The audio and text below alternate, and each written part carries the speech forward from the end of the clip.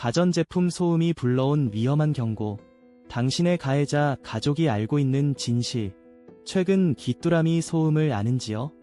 주방에서 요리할 때 고장나서 다시 보내는 전자레인지의 연속 비프 소리처럼 기분 나쁜 예감이 드는 그런 소음 말입니다. 그렇다면 다른 가전제품에서 들리는 이상한 소음은 부주의가 아니라 조직 스토킹의 일환일 수도 있다는 사실. 여기서 한번 생각해보세요. 우리의 사랑스럽고 아늑한 공간에서 끊임없이 떠드는 그 소음은 대체 누구의 소리일까요?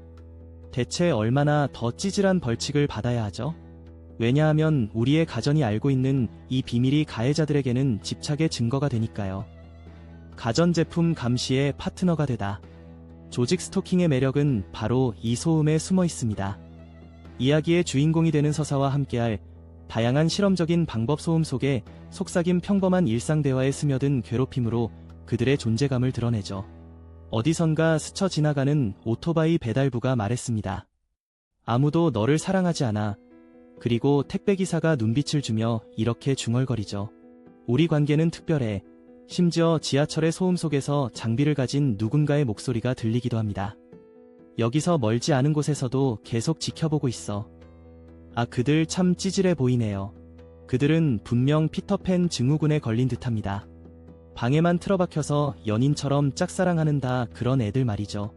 물론 피해자는 그들이 왜 그렇게 집착하고 있는지 전혀 상관하지 않고 무관심하게 지나칩니다. 하지만 그 가해자들은 상관없는 이들의 반응에도 섬세하게 반응하며 마치 그들의 드라마가 계속 이어질 것처럼 행동합니다. 비겁한 거리. 환경소음과 더불어 가해자들은 그들의 비겁함을 숨기기 위해 더 많은 소음으로 대응합니다. 시끄러운 공사 현장의 소리 사이로 다가와서는 한마디 남기고 도망가는 모습은 마치 사랑에 망설이는 멜로 드라마의 주인공 같습니다. 그 모습 정말 우스꽝스럽습니다. 이어지는 내용은 블로그 게시물에서 확인하실 수 있습니다. 게시물 링크는 더보기란 또는 고정 댓글을 참고해주세요. 영상이 도움이 되셨다면 좋아요와 구독 부탁드립니다. 감사합니다.